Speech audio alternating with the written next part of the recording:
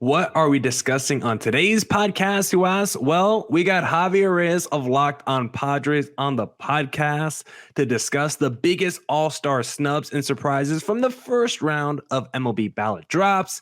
And then we got to talk about MLB power rankings, who's going to be going up, who's going to be falling in the latest edition of Locked On's MLB power rankings, all on today's Locked On Diamondbacks podcast. You are Locked On Padres, your daily San Diego Padres podcast. Part of the Locked On Podcast Network, your team every day.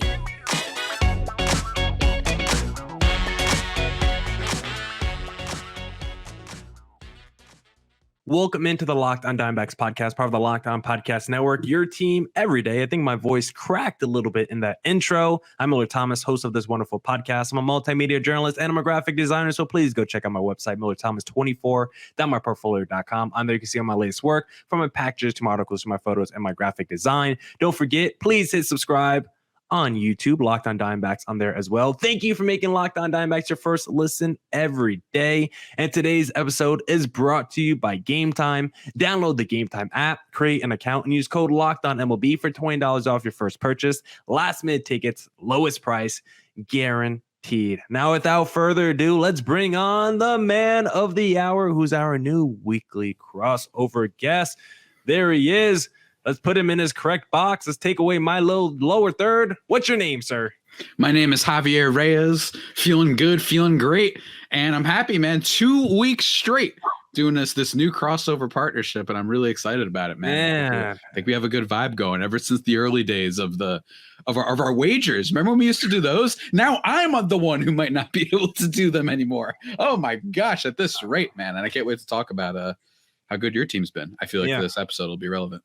And no more Mad Bum to lose those wagers from me, because it was usually betting on the days he started. And then you give up like 6 runs. And it's like, all right, Mad Bum, stop giving up home runs, please. But thankfully, we don't got to worry about him anymore. He's been sent to greener pastures. Hey, if you're a San Diego Padres or looking for a little extra pitching depth, I know a World Series veteran on the open market right now that you guys could go pick up in Madison Bumgarner. Just think about it.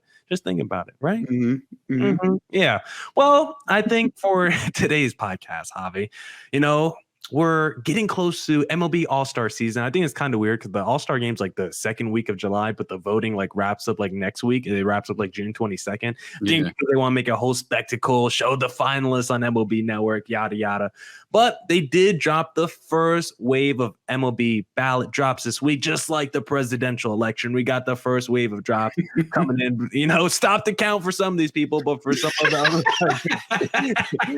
other players, I'm like, we're gonna need a second round of ballot drops to make sure these guys get in. So before I get into my whole spiel about the MLB All-Star ballots and the voting, were there anybody that stood out to you at any certain positions where you're like, whoa, how did that player lead his position in All-Star votes? Or you're like, whoa, how did that guy not get enough votes to lead his position?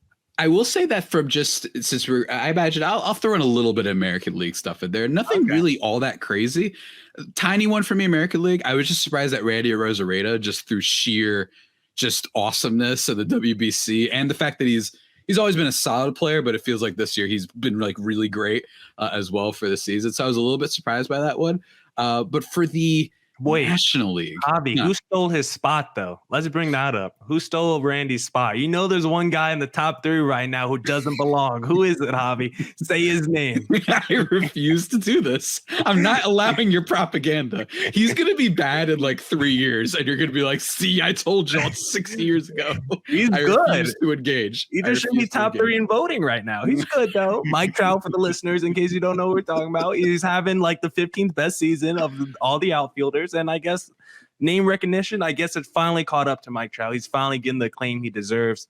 We'll see if it lands on when the actual final ballots drop. I think Randy should take his spot in the All-Star game, personally. Yeah. I mean, he's also just cool. But in fairness, if you've been like the best player in the sport for like 6 years, I think if you're having a middling start by your standards, it's kind of understanding. He said, sure, let's make it a participation trophy from the last half decade. Sure, let's put A-Rod in the game. He was good in 09 during that World Series run. Let's put Alex Rodriguez in the game.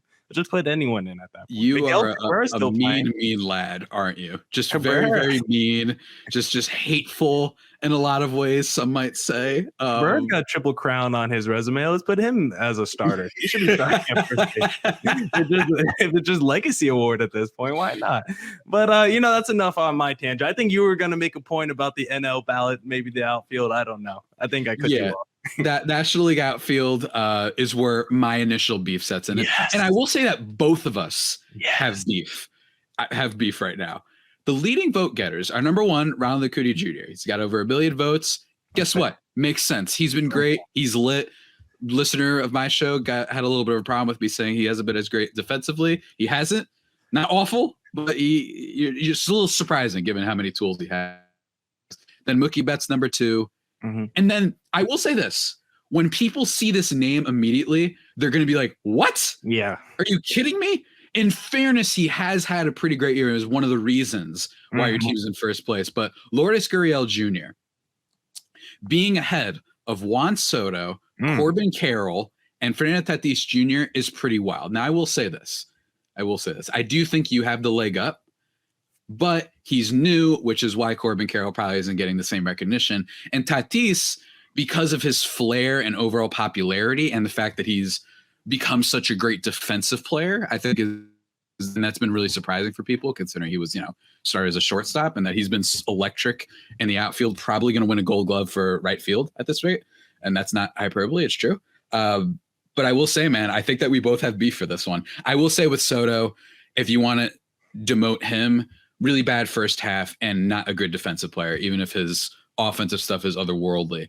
And then with Carroll, who currently by F4, he said, he wants me to say it. In terms of F4, he is tied currently for the highest total of all qualified position players in all of baseball, not just the National League, but the American League as well. That's how good Corbin Carroll has been. And in my opinion, I know he doesn't have like the pizzazz. He doesn't have the name recognition, the panache. Yes. But you know what? I mean, if you're the leader in that category and the team is good and has been probably one of the bigger risers this year, absent Tampa, I think you got to be in there. I have no beef with Betts or Acuna, but Lourdes Gurriel, who should probably make an all-star appearance at this rate, I think it's got to be one of those guys. Yeah, I totally agree. Lourdes Gurriel is. I agree.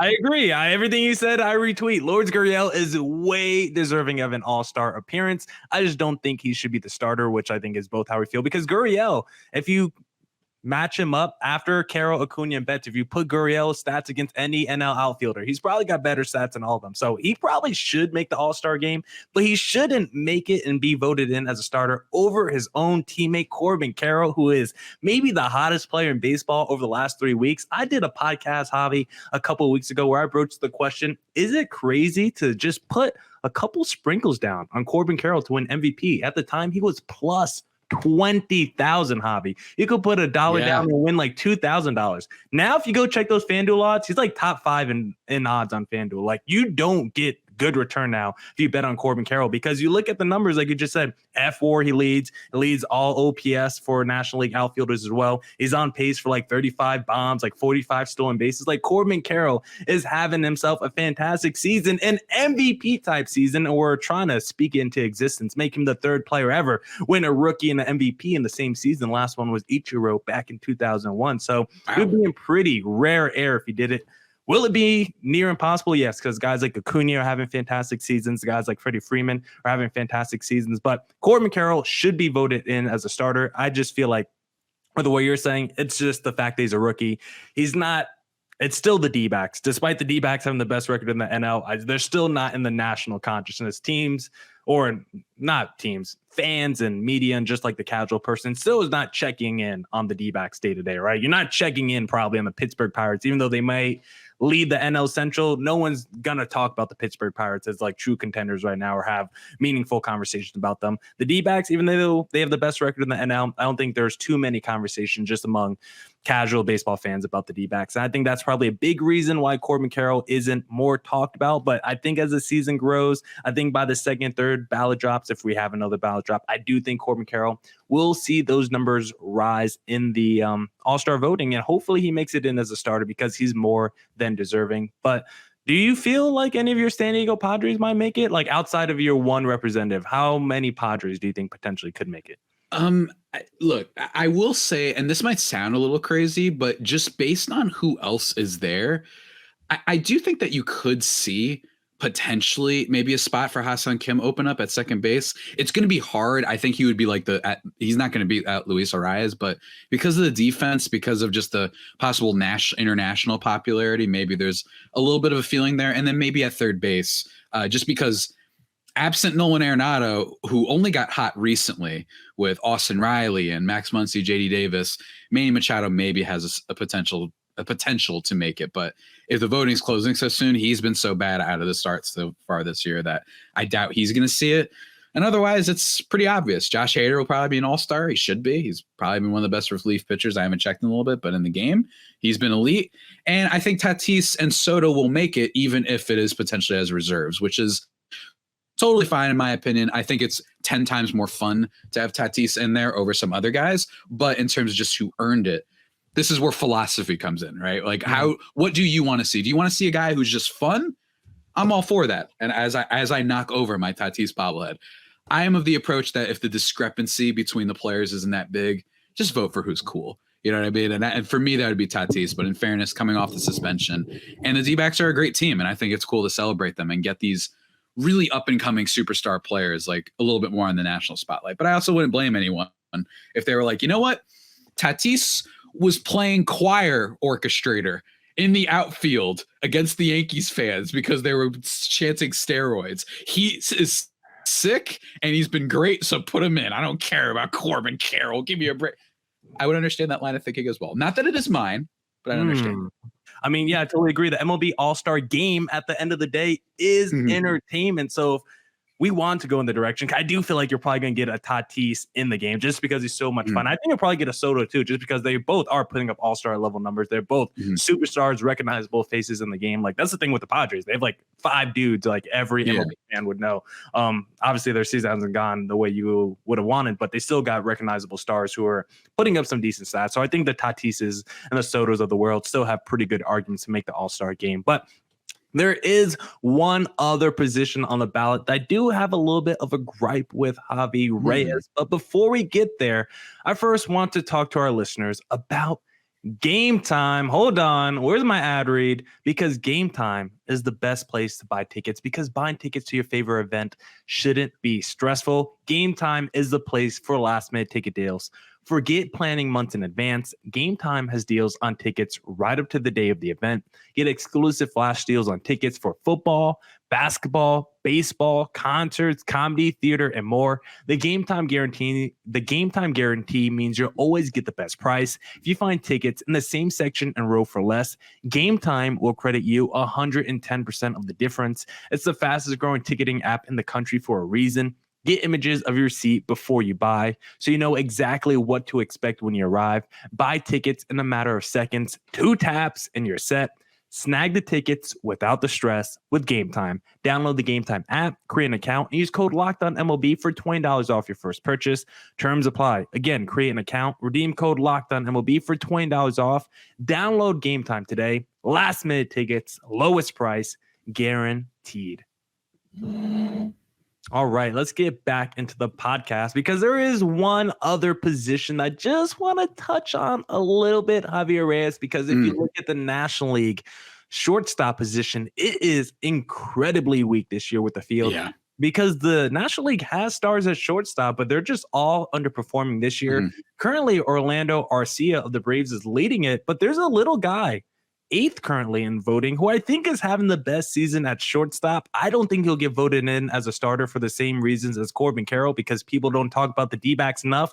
I got my little homer take here. Geraldo Perdermo at 128,000 votes. I know people are looking the ballot. They're like, who the hell is that? Listen, as a D-backs fan, every day we're like, how is Perdermo doing this? How does he keep getting these 2-out RBI singles and everything? This is a breakout season that no one saw coming. I was pretty much writing off Perdermo as like a legit offense player before the season. Now he's turned into one of the clutchest players in baseball. And I just feel like when you're thinking about RBI run producers on one of the best teams in Major League Baseball, Perdermo just deserves a little bit more respect.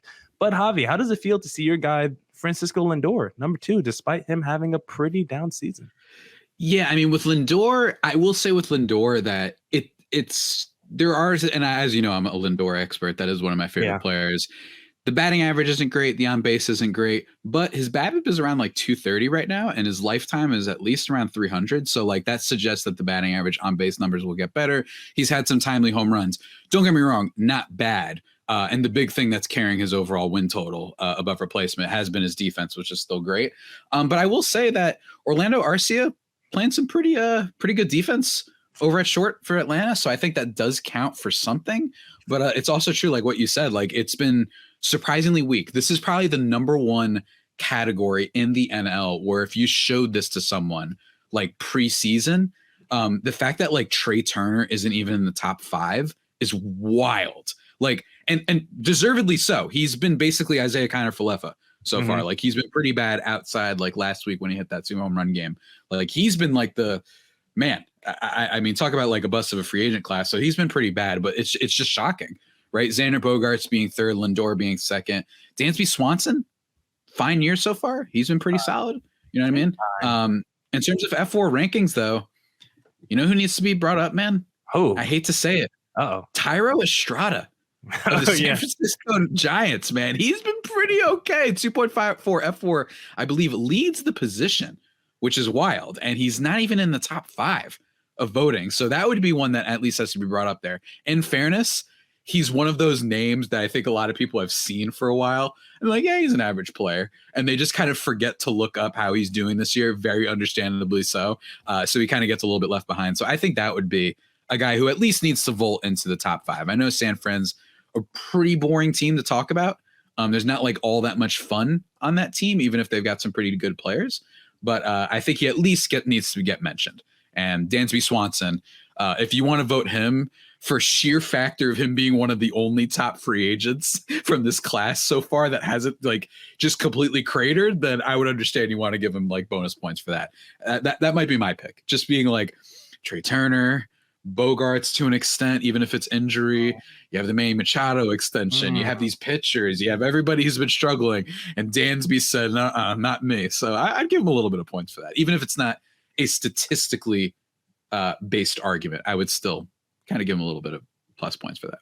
Yeah, and the thing with the San Francisco Giants, I don't know why, but whenever you bring up their players who perform well, like the Lamonte Wades, the Thairo Estradas, it just feels like they're a team of like super utility, like Ben Zobrist type players. Like I don't consider like one player on the team. It just feels like every dude plays like 8 positions for them, and they just have like a bunch of veterans and guys who've been around, but it doesn't feel like they have like any pillars or like foundational guys. I think that's like one of the reasons why we don't like really resonate with any of the Giants players. Like who's like the Giants player that you would even resonate with right now? Like who's their pillar? Like Logan Webb? Who's their foundational piece that they have?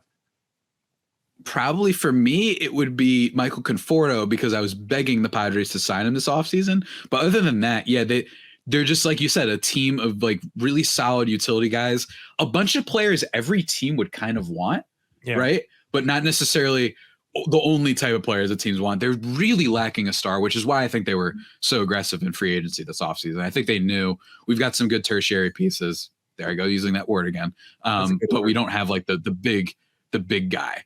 And maybe I haven't used it with you, but I've used it a lot with like other hosts and whatnot. People have left comments, but yeah. So I'm hopeful that some of the San Francisco Giants guys get at least a little bit of love. Like Lamonte Wade is not even like, I don't even think in any like part of voting like whatsoever. So I would have to check that again. He's like a first base outfielder, so maybe he's got some. Is he at first base? Does he have any votes? Let's see. No, he's not even at first base. So like Lamonte Wade, man, he's got a 400 on base right now. So that's pretty impressive. He's basically been Juan Soto at the plate. You know what I mean? Like basically he has been. But for him not to even have any like in the top voting area, that is strictly because of name stuff, unfortunately for him. And if I'm not mistaken, I don't think he's been as bad as Soto defensively. I'm going to check quickly some stats, but who is he listed at? Is he listed as a first baseman or he's listed as a first baseman on here. He's listed as first baseman. Well, even if it's first baseman, he's behind Freddie, Pete Alonso, Matt Olson, Paul Goldschmidt, and Trey Mancini, which I get it. Yeah, that's pretty fair. Those are pretty good names, especially Freddie. Unfortunately, the Polar Bear probably, going to lose votes. It might not even play in the game because of his recent injury, but it's still shocking to me. So maybe, like you said, though, maybe Lamonte Wade is the victim of just being in a stacked category. Like when, J.K. Simmons was nominated for Whiplash. Like there was a lot of good performers that year, but unfortunately, you guys, it's going to J.K. Simmons. It's memorable. It was an iconic performance, and it's a tough beat, as they would say. So a tough beat for Lamonte Wade. Yeah, that's first base in NL is pretty stacked. Lamont's fourth in OPS, and it's still behind Freeman, Alonso, Goldschmidt, like you said. You still got Matt Olson in there. You even got Spencer Strier from the Cincinnati Reds is having a good year. Like first base is kind of loaded in the NL this year. The American League first base, I know Vladdy's leading it right now. That's a little bit of an entertainment thing. Because I don't think he's having the greatest season. Is he putting up all-star level numbers? Sure. I think Yandy Diaz, he's good. Spiritually, should probably take it. I mean, he just having the best season. I love Yandy. I love Yandy. But if it's like Yandy versus Vlad, you're just gonna lose that every time. Vlad's a good player, obviously, but this is like my Millard Thomas, Mike Trout type of take. Okay. Like he's basically had 1 year where he's been a superstar level player. You know what I mean? Last year, good season. This year, good season. Even if sometimes great, but especially at first base, you want a little bit more. Just saying. No. Just throwing it out there. You know what I mean? I just feel like he's got a little bit of that like early Bryce Harper thing going where like it's gonna happen. I have no doubt that like that year is gonna happen again. I know he did it 2 years ago, but I think it's gonna happen again. But in fairness, it hasn't quite happened yet. So it's more like the hype and the potential is kind of carrying his name, at least in my opinion. I mean, what has he got this year? 0.7 F4, 123 WRC plus. It's good. But it's not like that's the top 5 pick in your fantasy draft. You know what I mean? Like that's not quite it. But he's also just cool because who also doesn't like saying Vladdy? Just a sick name. I mean, come on. Great name. Who's really your fun. Vladdy? One of the team names in our little fantasy league, right? I know. There we go. That's not either one of us. But it is a shout out, I guess, if you want a quick shout out from our fantasy league. But let's switch gears a little bit. However, you talked a lot about the MLB All-Star ballot. Right here for our YouTube audience, I'm going to put up a little graphic. It is last month's MLB Power Rankings because apparently at Locked On Network, we like to do monthly power rankings. And so there should be a new one hopefully dropping this week. Otherwise, this segment looks kind of dumb. But for our audience, here is the latest MLB Power Rankings from May. And just taking a look at this, Javi, who really stands out as teams that could rise or fall? Because, of course, you got your team there, the San Diego Padres at number 7, which is probably a little high when you think about May 10th. The team like the Astros, number 15. I mean, there's probably some other crazy ones. Maybe the Oakland A's shouldn't be 30th anymore after this 6-game winning streak or whatever they have. Marlins at 22. I mean, they're like a 500 ball club. So, Javi, looking at this graphic, and I could take it down or I could leave it up, whatever you need, sir. Who do you think is going to be the biggest riser or faller come next power ranking update? Throw that bad boy up one more I'll time. throw it back up for you right here. It's tough, man. I think Yankees at 14 is way too low. And I think that them being in third isn't fair as a criticism for them because it's, like it's a stacked division. So that's part of it. And then like you just said, like the Miami Marlins, got to put them up a couple steps. Although I'm not fully putting them just because I don't quite fully believe it just yet. Fully believe. I need a tiny bit more time for them. But I do think that they're clearly like significantly better than they have been in the past. I'd move Milwaukee down. I'm just not buying it. That team has never scared anyone. I guarantee you Millard right now is going to be like, if we saw them in the playoffs, like bring it on. I'm not scared of them. Yes, It's just like, you think the team that nickel and dimed its best pitcher, like that's going to scare me in the playoffs and that won't come back to bite them karmically. Great. Awesome. Sounds fun. I would love the Padres to play them too. So I move Milwaukee down, especially since they don't even lead their division. And even if they were, they're probably going to do what they did last year and then trade out of first place. So I definitely move Milwaukee down. D-backs, probably move them up by a couple spots. Oh yeah. But in fairness, number 9 was good. That wasn't a slight. right? But I'd move them up a couple spots. And then the Rangers, when I last did this with Rylan, I think they have to be top 3 next to the Rays. Highest, I think they have the highest overall run differential in the sport currently. I know that the Rays started off obviously so on fire, but it is the Rangers with the highest run differential in the entire league. So they deserve a lot of love. Yes, the DeGrom injury does hurt though, but I still think number 3 for them is good. And then, yeah, I mean, you move the Padres down, man. You got it. It's been a while since we did this. This was May 10th, but from 7, I'd put them right kind of maybe where the Mariners are. Around there. And I know that sounds a little bit weird, but because the Mariners have been a little bit better, but I just like that the Padres have at least had a couple areas of their team where they've been good, where I don't think that teams like the Mets, teams like, Cleveland have barely had any bright spots in some ways. Philadelphia as well. So that's just me. What do you think? Yeah, I think the top 4 is pretty good. I think you do want to get the Rangers and D-backs probably to make a top 6, but at least having those 4 teams in the upper echelon of the power rankings, Rays, Braves, Dodgers, Orioles, that feels right. Those are 4 of the 6 40-win teams that we have in Major League Baseball right now. We don't have a ton. So those 4 teams being near the top of this power ranking feels right. Sadly, you said Padres got to go down. The Blue Jays probably got to go down too, because at the time of this power ranking, I mean, if the Yankees are 14, I mean, the Yankees are above the Blue Jays right now in the AL East. So it's like the Blue Jays probably have to drop down into those teens. The Pirates are probably cool where they are at 11, because what are the Pirates? Leading their division or right near it right now. The Angels, they're probably a team that's actually probably sitting 12th, which is pretty fair because they're a few games above 500.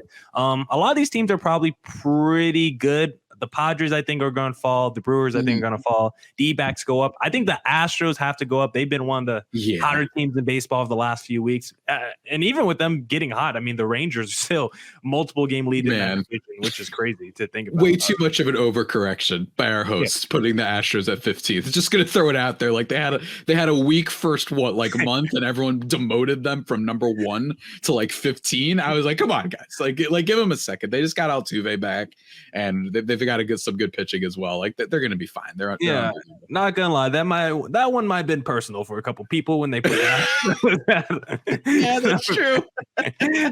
Some people might have been like, or I can't even say that. I hope no one heard that. I might do some post editing on this podcast. You're getting killed out here, man. When we are done. But outside of that, Marlins probably deserve a little bump. Even the Giants, you could give them a little bump too, just because they're above 500. They're playing decent baseball, but for the most part, I don't think this thing is going to be crazily rerouted. Honestly, the Padres look like the biggest follower. I think the Yankees and Astros are going to be the biggest risers from this. But the fact that a team like the Phillies at 19 were there a month ago, they'll still probably be in the bottom half of the league, which is crazy. Like the Mets might even fall a couple spots because they've been so bad. Like a lot of these high payroll teams, I think that's probably the biggest thing when I look at that power ranking. A lot of these high payroll teams are going to start dropping the bottom half of the power ranking. And we discussed last week, is it going to be a trend or something with baseball and these low payroll teams performing better than high payroll teams? I don't think so, but I just think it's kind of funny and interesting to see so many high payroll teams in the second half of this. And probably the saddest thing is the Cardinals being number 24. And they might fall down in the power ranking after being number 24 a month ago, which is pretty sad. Some would say it's sad. Others maybe not. I'm just saying, maybe, I don't know. Don't count on Adam Wainwright for the 5th year in a row at his age to lead your rotation. That's just an idea. Maybe consider going out for Castillo or literally anybody. That could be crazy though. Hey, we got a dude named Carson Kelly. If they want to run back that Paul Goldschmidt trade real quick, we'll send you Carson Kelly. Who knows? We'll love to bring Goldie home as a little DH. I don't know. Maybe he could play the hot corner, play third base, because Christian Walker is elite defensively at first base, so I wouldn't move him there. But yeah, those are power rankings. Hopefully we get some new ones soon. Hopefully we get a little Locked On update, because I really don't know when those come out, and I haven't seen anything in my email about. I honestly haven't participated in any one of those, because after I do the first 3, I'm tour de force performance from you today. All these editing jokes, and now you're like, hey, this whole segment, I didn't even vote. If it makes anyone feel better, I don't vote in the general election, the presidential election. Trout slander. Yeah. I don't believe in exercising my right to vote. Okay, I know it's a privilege, but you can just strip that one away from me. I don't need it, guys. Okay. Okay, guy, get up early, hit a pole, stand in line. Nah, I live in Arizona. It's hot out here. I'm not trying to stand outside, but yeah, that's Javier Reyes. Another Tuesday crossover. This is at 30 minutes now. Might be like 25 minutes when I'm done in the post edit. I send it back to you. We'll see what we do. Check performance. You're Clay in game 6 for this game right now. We're feeling it today. But hey, where can my listeners find you, Javi?